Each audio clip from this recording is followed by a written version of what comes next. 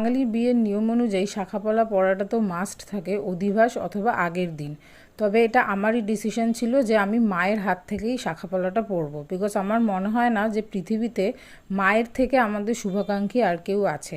আর এখানে যেহেতু মা অসুস্থ ছিল, তোমরা দেখতেই পাচ্ছ মায়ের এটা পরাতে অসুবিধা হচ্ছিল, মা কিছুটা পরিয়ে দেওয়ার পরে আমি নিজের হাতে পরে নিয়েছিলাম। তো এই সময় যে ভিডিও ফুটেজগুলো তোমরা দেখছো তখন লিটারালি ভোর 4:30, আর আমাদের বাড়িতে এই সময় অধিবাস হয়, মানে এই 4:30 সময় আমি খাবার দাবার খেয়ে, এটা ছিল 30শে নভেম্বরের সকালবেলা বা ভোরবেলার দৃশ্য।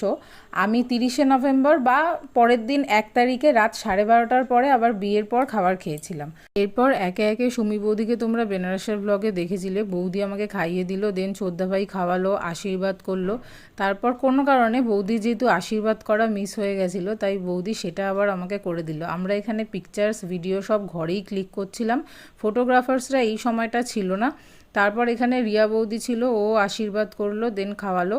তারপর ছিল আমার দিদি ভাই, তারপরে মামিরা ছিল, আরও অনেকেই ছিল। যে কজনের ফুটেজ আমার কাছে রয়েছে সে কজনেরটাই শেয়ার করলাম। আর দেখো দিদি ভাই এখানে ফটো তুলতেই ব্যস্ত, যে ও খাওয়াতে আর আশীর্বাদ করতেই ভুলে গেছে। এরপর পালা ছিল আমাদের আইবুড়িদের। প্রথমে এখানে মাম্পি খেয়েছে এই অধিবাসের চিড়ে দই খই মাখা, তারপর খেয়েছে আমার পিস্তত বোন মিম। আর এদের দুজনেরই বর্তমানে বিয়ে হয়ে গেছে। আমার বিয়ের উইদিন 3 মান্থসের মধ্যে এদের বিয়ে হয়ে গেছে। আর তারপরে সোনালিও ছিল। সোনালি অলরেডি রাত্রেবেলা খাবার খেতে ভালোবাসে, ও খুব ভালোভাবে খেয়েছে। আর ছিল দুপাশ কাকিমা বা অনিমা কাকিমা, যে থ্রু আউট এই বিয়েতে আমাকে আর মাকে প্রচণ্ডভাবে হেল্প করেছে। এছাড়াও মণি বৌদি আরও মামি অন্যান্যরাও ছিল।